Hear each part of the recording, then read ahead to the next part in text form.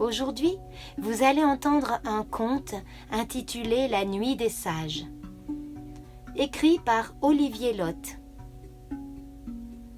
Vous allez pouvoir bien écouter cette histoire car vous avez des oreilles pour entendre et un cœur pour ressentir. Alors, installez-vous confortablement, mettez-vous à l'aise et posez vos mains sur votre ventre. Maintenant, fermez les yeux. Vous entrez maintenant à l'intérieur de vous-même, dans cet endroit où nous réussissons tous à nous connecter à notre imagination. Laissez de côté toutes vos pensées et commencez à écouter votre respiration.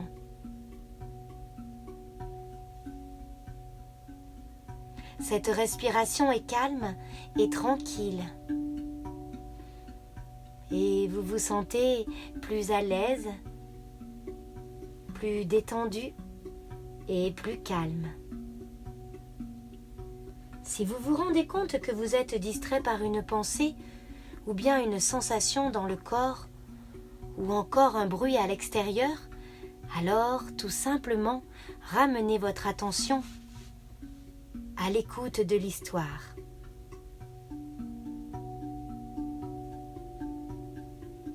Je vous souhaite une bonne écoute.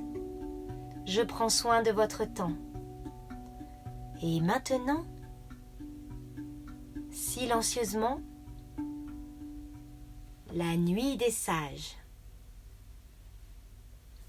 Je suis la fille de la lune et des étoiles, de l'ombre et du silence. Je suis Abepi Kuwitku, fille de la nuit, mais on m'appelle Oka. Chez nous, les Sioux Lakota, à chaque naissance, le sorcier convoque les esprits pour qu'ils donnent à l'enfant les cadeaux de la vie. J'ai reçu de la terre la force de me dresser sur mes jambes. Le vent m'a offert de sentir le danger avant tout le monde. Et la nuit m'a donné la patience par qui tout arrive un jour. Mais le soleil n'a pas été invité par les esprits. Et aveugle je suis née. J'ai passé mes premières années accrochée sur le dos de ma mère. Mes petits doigts jouaient dans ses cheveux soyeux et je m'enivrais du parfum de sa peau. De temps à autre, elle me posait au sol. Je roulais dans mes mains et portais à ma bouche la terre salée du Dakota. Mais en grandissant, je suis devenue trop lourde et ma mère m'a dit un beau jour « Oka, mon enfant, je ne peux plus te porter. Je dois te confier au vent maintenant. Marche droit, les mains devant toi pour protéger ton visage et écoute la voix de la plaine. Elle te préviendra des dangers. » Alors, je me suis redressée comme une brave et j'ai avancé vers l'inconnu. Je tendais l'oreille et j'écoutais le vent. Aujourd'hui, il souffle différemment à mon oreille, selon qu'il rencontre un obstacle ou qu'il s'écoule librement. Dans la plaine, je l'entends prendre son élan et traverser les grands espaces dans un sifflement sourd. Mais dans le campement, la course est brisée par nos tipis. Je perçois les cassures et les redémarrages. Je sens les tourbillons envelopper les hauts sapins et embrasser les rochers avant de les contourner. L'esprit du vent pleure, gémit, hurle ou rit en se frottant au relief. Je reconnais les voix qui dessinent à mon oreille 1000 obstacles différents. Je ne connais ce qui m'entoure que par le murmure du vent. Mais je peux, grâce à lui, décider dans ma tête ce que mes yeux ne voient pas. La brise, mon amie, ne fait que chanter. Mais elle fait aussi bien autre chose. Elle vole les odeurs des choses et des gens, puis elle les porte à mon nez. Je devine à 100 lieues la présence d'un castor, je peux dire l'humeur d'un cheval sauvage. En colère, Son poil dégage un parfum âcre. Je différencie l'aigle du vautour quand il plane au-dessus de moi. L'aigle sent le soleil, le vautour sent la terre des ombres. Moi, Oka, j'aime la vie, j'aime ma famille et aussi ma tribu. Et pourtant, dans notre clan, tout le monde ne tourne pas son cœur vers moi. Ils oublient que j'entends tout et de très loin. Ils parlent fort et leurs paroles aiguisées comme nos flèches viennent briser mon âme. Oga, l'oncle de ma mère, a la bouche méchante. Je l'ai entendu libérer ces mots. Ta fille est une charge pour nous tous, Inawi. Elle ne rapporte rien, ne travaille pas, ne cuisine pas. Un jour ou l'autre, il faudra nous en séparer. Que dis-tu, Oga? Tu es fou. Quelle faute as-tu commise pour engendrer une fille aveugle? Pose-toi cette question. Elle est ta punition, pas la nôtre. Pourquoi devrais-je travailler pour nourrir une fille du clan qui passe son temps à écouter le vent? Toi? Travailler? Mais tu passes ton temps en ville et tu rentres saoul chaque soir. Ne juge pas l'homme, Sko. Mais à ce moment, Apawi, notre grand chef, est intervenu. Retourne à tes affaires, Oga. L'alcool grignote ton cerveau comme le castor ronge le bois. Tu finiras comme l'arbre, le nez dans la rivière. Nous en reparlerons, a lancé mon grand-oncle avant de quitter ma mère. Depuis ce jour, je sais que je dois quitter la réserve, pour ne pas être une charge pour les miens. Apawi est sage, mais il est vieux, et Oga veut déjà sa place. Je devine qu'il est grand et fort. Il déplace beaucoup d'air lorsqu'il marche. Sa voix résonne gravement et je comprends que son torse est large et puissant. C'est un guerrier. Son odeur acide me brûle le nez. Elle porte en elle la guerre. Lorsque Oga sera chef à son tour, il bannira ma mère et mon père s'ils refusent de m'abandonner. Mon père ne s'oppose pas, il est comme la plupart des hommes de la tribu, il n'est attiré que par la ville qui promet du travail mais qui ne donne que des malheurs. Si mes yeux m'ont quitté dès la naissance, c'est mon destin.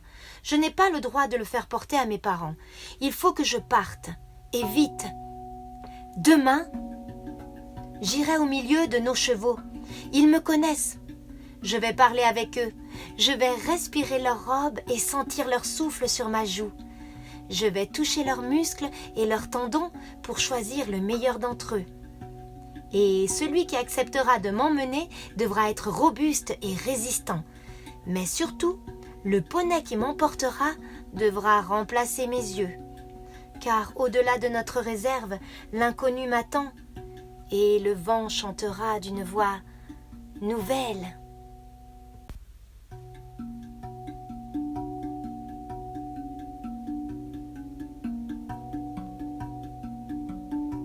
Le jour s'est levé. Ma mère m'apporte du lait et une galette pour le petit déjeuner. Elle m'enlace et me serre fort, plus fort que d'habitude, et je me demande si elle se doute de mon plan. Partir me fait peur même si je l'ai décidé. D'ordinaire, ma peau a le parfum du miel, mais l'angoisse lui donne des notes salées. Est-ce que ma mère peut le sentir comme moi? Non, elle n'utilise pas son nez comme je le fais.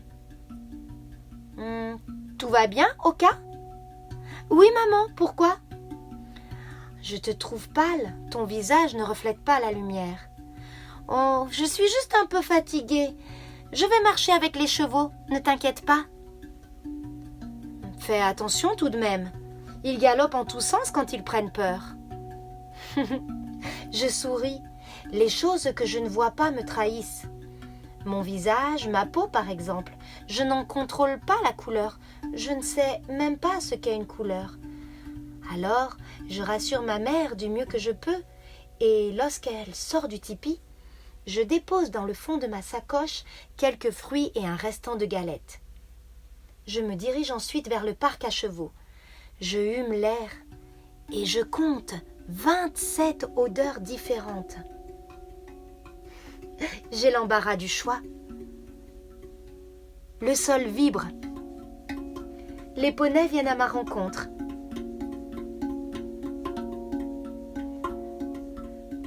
Nos chevaux exhalent un parfum captivant, mélange de foin, d'herbes sèches, de rosée fraîche, mais aussi de musc et même d'urine. Cette senteur profonde et puissante trahit leur vigueur. Nous sommes ce que nous sentons, j'en suis certaine. Cela vaut pour les hommes et bien plus encore pour les chevaux. Mon cœur tambourine dans ma poitrine à mesure que l'heure du départ approche. Je caresse les montures et dans ma tête j'écarte les plus faibles. Je reconnais les tendons fragiles, les musculatures insuffisantes, les dos creusés et les encolures peu développées. Je ne suis pas loin de faire mon choix quand d'un coup, un des poneys me bouscule. « Hé, qu'est-ce que tu fais ?» Mais l'animal continue de me pousser de la tête. Je pose mes mains sur son front pour l'arrêter et machinalement je porte mes doigts à mes narines. « Mais qui es-tu, toi ? Tu n'es pas des nôtres. Tu ne sens pas l'herbe de nos plaines. Ton poil n'est même pas humide. Tu n'as pas dormi avec les autres. D'où viens-tu »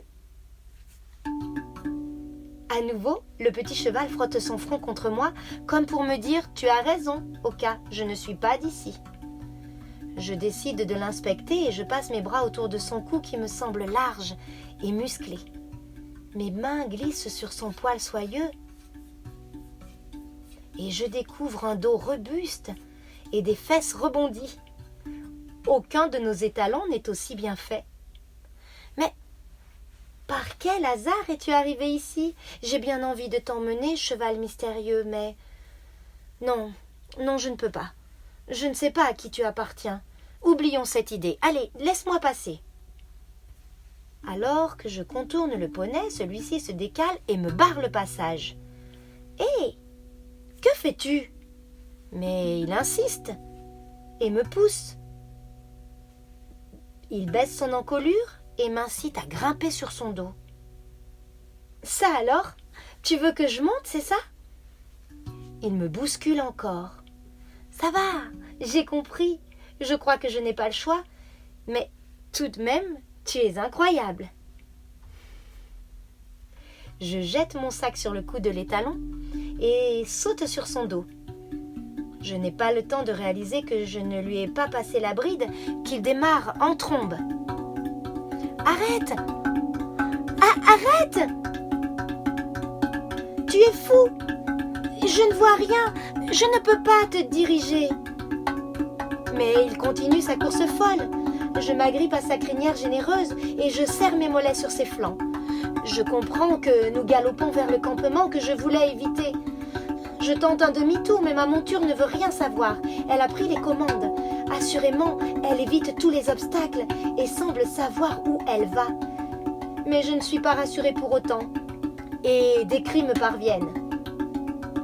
« Attention, un cheval au galop ! Oh, regardez, c'est Oka !» Mais on dirait qu'elle s'enfuit. Elle vole un cheval. Arrêtez-la, c'est une voleuse.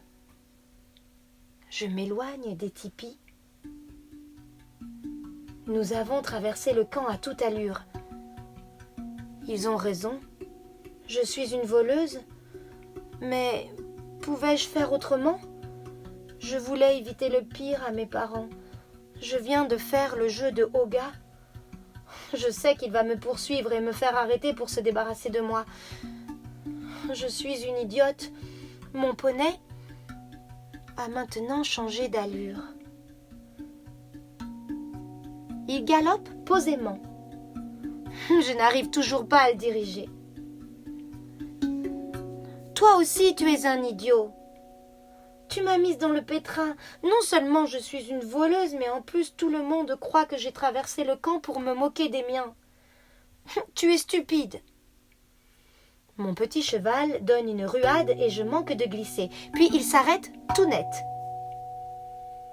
Enfin, je peux descendre ? Il hennit. Tu es un drôle de poney, toi, vraiment étrange. Chez nous, les Sioux Lakota, il existe un mot pour dire mystérieux. Et c'est ainsi que je vais t'appeler. Wakan. Ça te plaît? Il gratte le sol. Très bien. Tu sais, Wakan, maintenant je n'ai que toi dans ma vie. Ne me laisse pas tomber.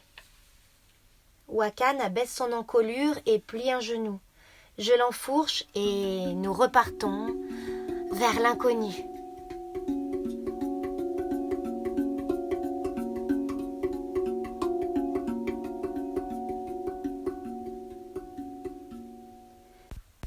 Cela fait 3 jours que j'ai quitté la réserve. Wakan est parfait. J'ai mis en lui toute ma confiance. Il choisit pour moi les chemins les plus praticables, les sentiers les moins encombrés. Nous coupons à travers bois le plus souvent, mais pas une branche ne griffe mon visage. Wakan s'arrête lorsqu'il trouve un point d'eau et je peux me rafraîchir. Pour la nourriture, il déniche de quoi brouter sans mon aide. Quant à moi, j'épuise mes stocks. Quelle sotte je suis! Il n'y aura bientôt plus rien à manger dans ma sacoche, et je ne sais ni chasser ni pêcher. Comment le pourrais-je sans mes yeux? Je crois que mon escapade ne va pas durer longtemps. Oga a raison, je ne sais rien faire, et je suis une charge pour le groupe. Il va me retrouver sans problème, puisque Wakan laisse des traces que je ne peux pas effacer, faute de les voir. Il n'aura plus qu'à me traîner devant notre sorcier qui me jugera. J'ai volé un cheval. C'est ce qu'il y a de plus grave chez nous. Mais je me demande encore à qui j'ai emprunté ce poney. Le mystère reste entier. Wakan vient de stopper la marche et je comprends que je dois descendre. Je n'ai pas soif, Wakan. On peut continuer, tu sais. Je devine qu'il vient de trouver un ruisseau. La fraîcheur de l'eau embaume l'air et monte jusqu'à mes joues. Mais Wakan insiste et il me dépose à terre en douceur. Une odeur caresse soudain mes narines. Oh, le feu? Le feu de bois? Mais, bon sang! Wakan! Ça brûle par ici! Il faut déguerpir, Wakan! Mais où es-tu? Wakan, reviens! Je ne trouve plus mon compagnon et j'entends maintenant le bois craquer sous la chaleur des flammes. J'appelle mon poney au secours, mais il semble ne pas m'entendre. Wakan! Reviens! Trop tard. Je sais bien que les chevaux ont peur du feu, mais pourquoi m'avoir abandonné? Ça ne lui ressemble pas. Je vais mourir. C'est donc ça mon destin, je ne vais pas tarder à sentir le feu m'encercler. Comment se sauver dans les bois quand on ne voit rien? Je suis perdue, perdue, perdue. Mais soudain, à l'odeur du bois se mêle celle du poisson grillé. Le feu ne court pas dans la rivière, je me dis tout haut. Je suis soulagée, ce n'est qu'un feu de camp. J'appelle. Il y a quelqu'un? Ohé, je suis Oka, de la tribu des Lakota. Répondez-moi, je sais que vous êtes là autour du feu. Je suis aveugle. Répondez-moi. Mais personne ne me parle. Je m'avance en me guidant au crépitement des branches. J'approche mes mains du feu. Il y fait bon. Les poissons cuits sont en dehors du brasier. Je les sens sur ma droite. Quelqu'un les a disposés sur une large écorce et ils sont encore chauds. Il devrait y avoir quelqu'un, mais je n'entends ni ne sens aucune présence. Pourtant, je me trompe rarement. Après l'irruption de Wakan dans ma vie, c'est un mystère de plus. J'ai faim et l'odeur du poisson grillé chatouille mon estomac. Tant pis. Je me décide à manger ce plat abandonné. Wakan a réapparu. Je reconnais le son de ses sabots derrière moi. Je crois que je vais dormir près du feu. Je suis fatiguée, épuisée.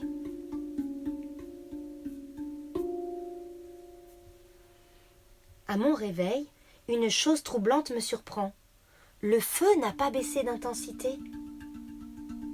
Je ne suis pas seule. Quelqu'un veille sur moi. Cette personne m'a laissé manger son repas, elle a veillé sur mon sommeil et sur les flammes pour qu'elles ne rejoignent pas le monde des cendres. Wakan ? Wakan, tu es là ? Oui, mon fidèle compagnon est présent, juste derrière moi. Sa tête penchée sur la mienne mélange sa crinière à mes cheveux. Son souffle chaud me rassure et me donne le courage d'avancer. J'ignore où nous allons, mais on dirait que mon poney mystérieux le sait. Hé, Wakan, quelqu'un nous aide, j'en suis sûre. Tu ne crois pas ? Tu ne réponds rien. Je me demande si tu ne caches pas des secrets inconnus. Mon petit cheval robuste reste silencieux, mais je sens qu'il trépigne. Ah, je le trouve tendu tout à coup. Il faut partir ? Je lui demande. Mais je n'ai pas fini de lui poser la question qu'un craquement dans les bois trahit une présence humaine. Est-ce mon bienfaiteur ou bien... Qui est là ? Je m'inquiète et je pose la main sur Wakan, prêt à sauter sur son dos. Il n'y a plus un bruit. Je ressens des yeux se poser sur moi. Je suis observée, comme la biche traquée. Je guette le moment où je vais disparaître dans les bois à toute vitesse. Mais j'ai besoin d'en savoir plus. Suis-je encerclée ? Combien sont-ils ? Et qui sont-ils ? Une odeur âcre me pique le nez, celle de la colère. Oh, Oga ? Oga ? C'est toi, Oga ? Oui, c'est moi, petite voleuse. Écarte-toi du cheval que tu nous as pris, je viens te ramener à la réserve. Jamais ! Mes doigts se resserrent sur la crinière de Wakan, il est prêt à bondir, il n'attend que mon ordre. Tu dois m'obéir. Apawi est mort. Je suis maintenant le chef de notre tribu. Écoute mes paroles et suis-moi. Fais-moi confiance. Apawi a donc rejoint les sages. Et je suis triste. Il avait raison. Tes paroles sont comme l'alcool que tu bois. Elles brûlent la bouche et elles tournent les esprits pour mieux mentir. Tu vas me payer cet affront, fille sans yeux. La peau de Oga exhale le soufre, elle annonce la violence. Vive comme la buse de nos plaines, je saute sur mon poney et donne des jambes. Sauve-nous, sauve-nous, Wakan, vole si tu peux, et sauve-nous. La terre s'ébranle derrière nous. Combien de chevaux sont à nos trousses ? Je n'en sais rien. Oga hurle sa rage et les rochers du canyon tremblent de peur. Je n'entends plus les sabots de Wakan. Je crois qu'il ne touche pas terre tant son galop est rapide. Je fourre mon nez dans son encolure et j'invoque les esprits des sages. Le vent siffle à mes oreilles comme il ne l'a jamais fait. Chevaucher un aigle géant en pleine plongée vers sa proie ne serait pas plus exaltant. Cours, Wakan, galope, décolle, continue. Je crois qu'on les sème. Mais soudain, mon petit étalon freine dans un nuage de poussière qui me coupe la respiration. Je panique. Avance, Wakan, avance! J'inflige des coups de talon à Wakan. Au lieu de foncer vers l'avant, mon poney se cabre et fait face à Oga, qui ne tarde pas à nous rejoindre. Les guerriers sont nombreux. Leurs montures transpirent, l'écume qui sort de leur peau humide a des relents de terre salée. J'entends Oga descendre de son cheval et s'approcher du mien. Saute de ton poney, fille sans yeux, je te ramène au sorcier. Je suis Aepi Kuwitku, fille de la nuit. Appelle-moi par mon nom, Oga. Saute, je te dis.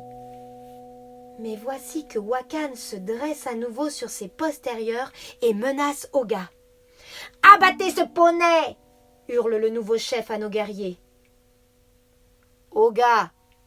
dit l'un d'eux, « nous ne marchons pas sur le sentier de la vérité. »« Mais qu'est-ce que tu racontes ?» Regarde ce poney, il a couru plus vite que nos meilleurs Appaloosa. »« Et alors ?» Regarde ses yeux, il est aveugle. Là, je sursaute. Quoi ? Wakan, tu es aveugle, toi aussi? Un cheval sans yeux, reprend le guerrier, ne se déplace pas à la vitesse du vent. Il est guidé par les esprits. Nous devons rentrer, Oga, avant que les sages de l'autre monde ne se mettent en colère. Les sages m'ont donné le pouvoir. Je suis le chef et je vais punir cette petite squaw et son maudit poney. Ils ne t'ont rien donné du tout. Tu as tué Apawi, s'avance un autre guerrier. Je t'ai vu l'empoisonner. Ça suffit, hurle Oga en roulant sa voix comme le tonnerre. Mais au tonnerre répond la foudre. Wakan a plié son genou droit et m'a déposé sur le sol. Je me trouve face à Oga, plus furieux que jamais. Il empeste la haine, mais en respirant plus fort, je trouve qu'il sent le corps sans vie. Je comprends ce qui va se passer et je tente de le prévenir. Les esprits sont hors d'eux, oncle. Il est temps de leur demander pardon.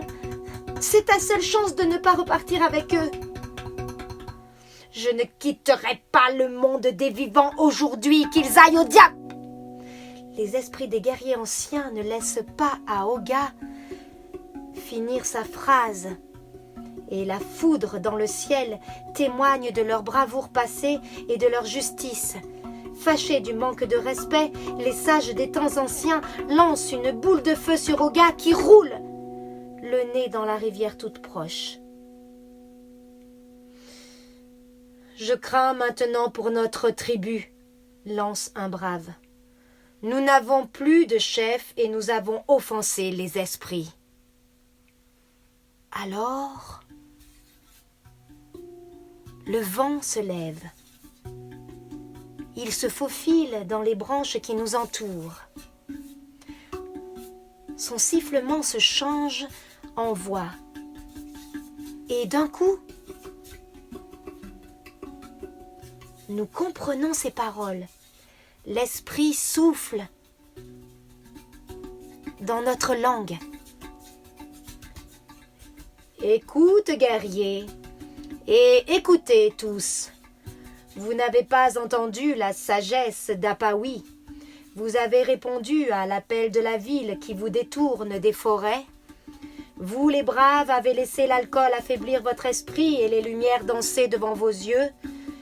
Alors, les sages de la nuit ont décidé d'agir et Oka est venu au monde. L'esprit du soleil a masqué ses yeux pour la protéger des lumières de la ville, mauvaise, et pour qu'elle grandisse, tournée vers la nature. Vous qui possédez la vue, voyez en elle la force de la terre, la patience de la nuit et l'intuition du vent. Ces qualités sont celles d'un vrai chef. C'est elle dorénavant, la fille de la nuit, qui guidera votre tribu. Personne n'ose répondre au grand esprit, et les braves m'apportent leurs arcs et leurs flèches en signe de respect.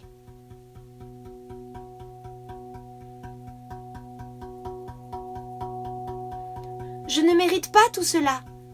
Je suis une voleuse. Tu n'as rien volé, Oka, me répond le vent. Wakan est un cadeau des esprits anciens. Il t'attend au campement avec les autres chevaux. Ses yeux comme les tiens regardent la nuit, mais il te mènera sur le chemin du juste. Les esprits guerriers te protègent, Oka. Ils ont grillé le poisson pour toi et surveillé ton feu. Je me retourne pour toucher Wakan, mais il a disparu. Comment est-ce possible? Petite squaw, tu as cru que tu montais un poney, mais tu as chevauché le vent. Et je t'ai apporté jusque sur cette terre fertile bordée d'une rivière claire. C'est ici, la terre de tes ancêtres. Installe ta tribu ici et guide-la vers la sagesse. Tu es les yeux de la nation Sioux.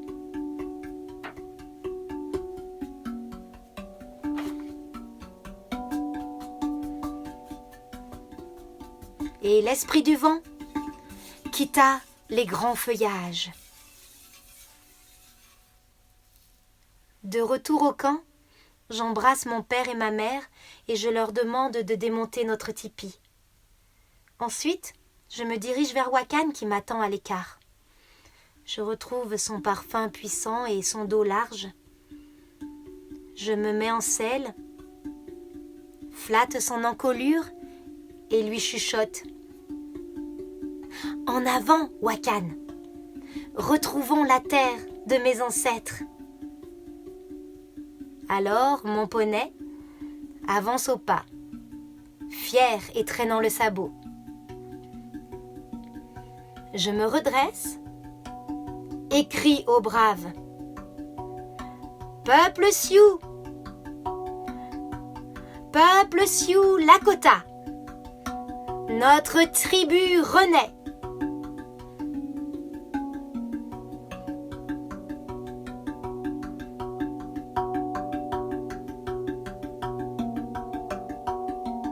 Notre tribu renaît. Marchons!